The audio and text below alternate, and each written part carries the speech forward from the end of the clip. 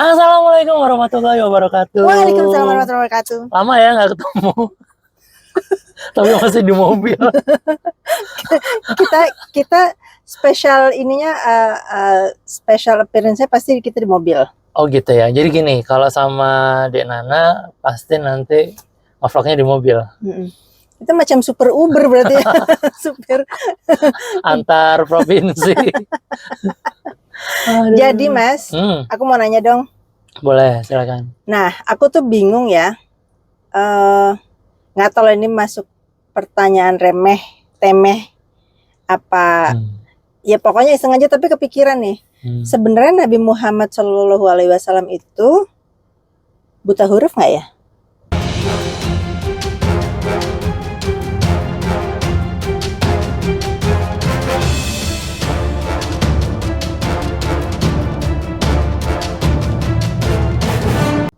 Nah, karena tahu dong mengacu dari apa?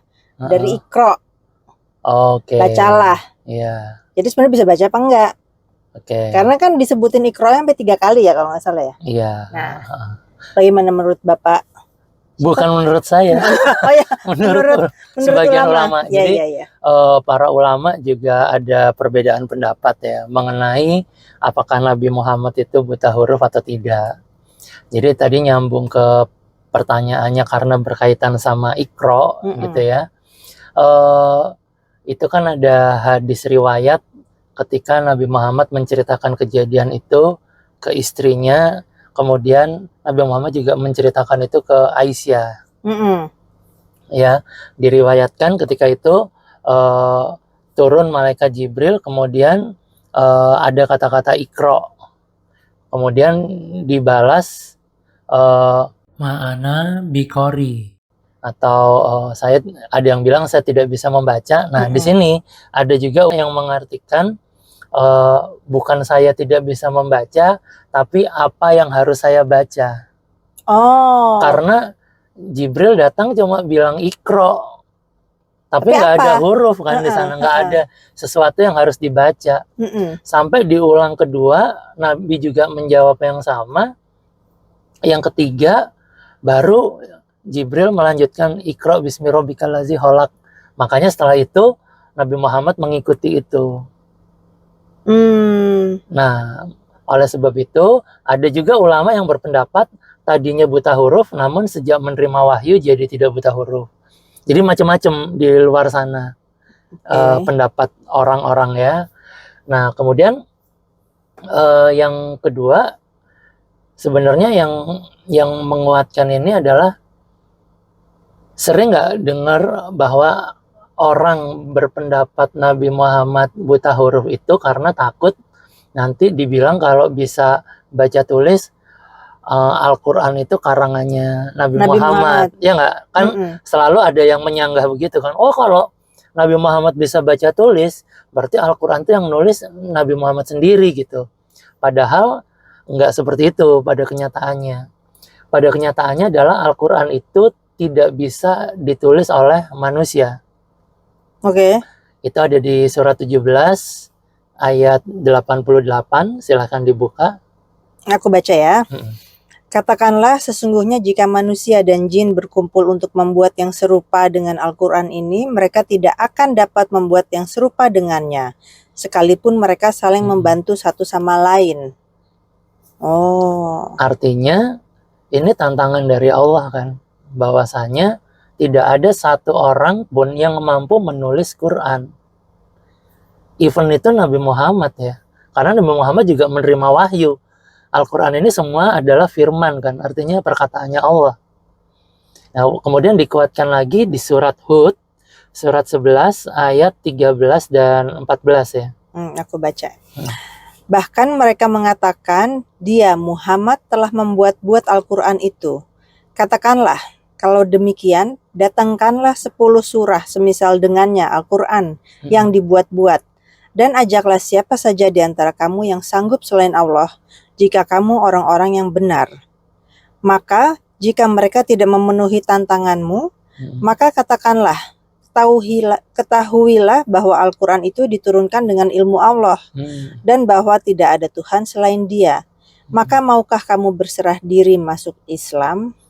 Ya, Oh, lebih rinci lagi ya di sini oh ya. ya, Jadi ya. tantangannya Allah itu berlaku. Ayo, siapa yang bisa bikin satu surat aja? Nggak akan ada yang bisa. Nah, yang terakhir yang berkaitan dengan tantangan Allah bagi manusia untuk bisa membuat surat seperti yang ada di dalam Quran itu ada di surat 10 ayat 38. Yunus ya? Surat Yunus ya, silakan. Apakah pantas mereka mengatakan dia Muhammad yang telah membuat-buatnya?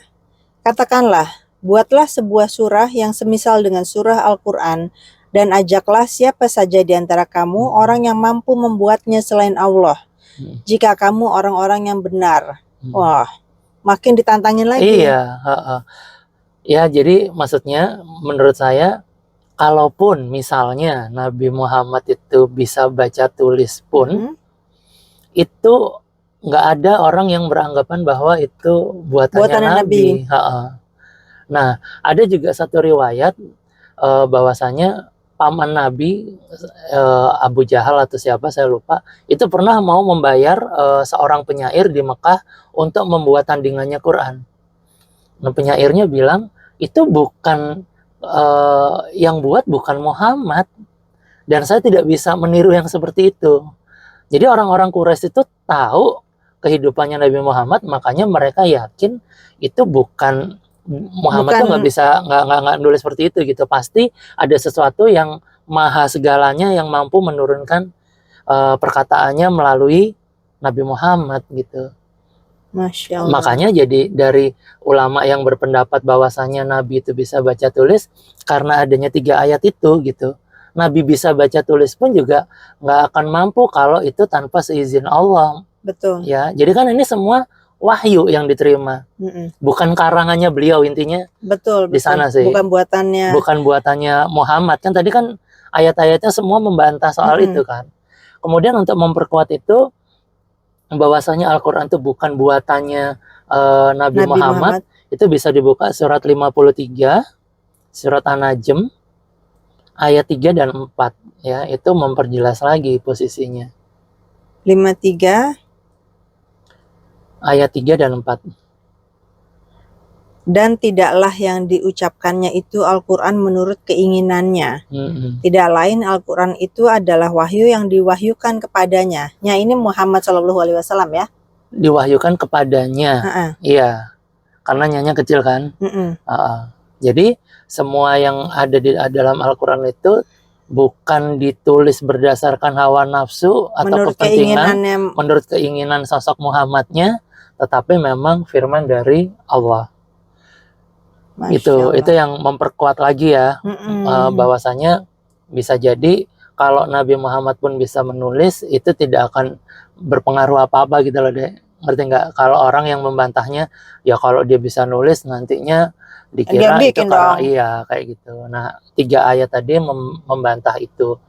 Terus juga kalau yang saya tahu ada juga ketika ada sebuah perjanjian, saya lupa, mungkin Hudaibiyah ya. Ketika itu orang-orang Quraisy tidak mau mencantumkan nama Rasulullah di perjanjian itu. Tapi harus diganti kata-kata Muhammad, karena ketika dicantumkan kata-kata Rasulullah, posisi Muhammad dirasa lebih tinggi dibanding mereka. Nah, akhirnya secara ini Nabi Muhammad menunjuk kata-kata Rasulullah itu agar diganti Muhammad. Nah, itu menunjukkan juga salah satunya bisa jadi memang Nabi Muhammad ini tidak buta huruf gitu. Nah, terus habis itu berkaitan apa lagi yang menguatkan pendapat ulama yang berkeyakinan Nabi Muhammad tidak buta huruf, yaitu dalam rangka menyusun Quran. Nah, itu gimana tuh, Mas? Ya kan ada namanya tauqifi ya. Hanya Nabi yang bisa menyusun ayat-ayat itu yang menjadi sebuah surat. Kemudian Nabi juga yang memerintahkan Al-Quran ini dicatat gitu. Kemudian Nabi juga merepetisi hafalan para sahabat. Nah, catatan dan hafalan ini kalau Nabi misalnya buta huruf, bagaimana caranya untuk meneliti ulang? Betul. ya, tulisan dan hafalan itu kan. Beliau juga kalau nggak salah yang minta dipisahkan antara isi Al-Quran dengan hadis ya. Dengan hadis. Jadi hal-hal yang di luar ayat-ayat Quran, Nabi bilang tolong dicatat di tempat yang berbeda agar tidak merusak kemurnian dari Quran itu sendiri. Dan yang paling terakhir adalah Nabi punya cincin. Cincin itu logonya ada tulisannya Muhammad gitu. Itu biasanya jadiin stempel bagi surat menyurat yang keluar masuk. Oke. Akhirnya cincin itu pindah ke khalifah-khalifah berikutnya, namun hilang di Khalifah Utsman bin Affan. Kemudian Utsman meminta orang membuat duplikatnya, namun ketika Utsman bin Affan dibunuh, cincin itu juga ikut hilang. Jadi terus sudah nggak ada. Nggak ada. Sampai di Utsman aja berarti. Iya. Tapi artinya di sini yang mau ditegaskan bahwasanya bagaimana Nabi bisa membalas surat terus memberi cap itu kan itu tanda bahwa sudah Betul. dibaca atau Iya. dia mau menulis sebagai tanda otentik bahwa ini memang dari Nabi Muhammad gitu deh. Ya, yaitu hal-hal yang Berarti beneran bisa baca ya? saya nggak berani Iya, ngasih iya. pendapat sih. Tapi sebagian ulama memang atas dasar dalil-dalil itu mereka meyakini bahwa Nabi bisa baca. Oh, satu lagi, ada yang bilang umi. Umi itu kan artinya tidak bisa baca tulis. Tapi Iya. sekali lagi ada juga yang bilang umi itu artinya ibu. Artinya Nabi memiliki sifat seperti orang ibu yang mendahulukan kepentingan orang lain gitu dibanding dirinya sendiri. Seorang ibu kan Iya. selalu mengedepankan Selfless. ya selfless, keluarga dulu, yang penting suami udah makan, Anak-anak anak-anak udah aman. ini aman gitu kan. Nah, itu yang dimiliki oleh Nabi gitu. Nah, jadi ada pro kontra di sini. Nah, terserah sekarang yang nonton cerita MW mau memilih yang mana. Yang penting kita sudah memberikan ruang ya untuk bisa Ya. menjelaskan hal itu. Gitu ya, jangan panjang-panjang, nanti pro kontranya semakin besar. Baiklah. Ada lagi nggak? Udah, nggak apa-apa. Udah. Oke, saya Wiwit pamit. Saya Nana pamit. Wassalamualaikum warahmatullahi wabarakatuh.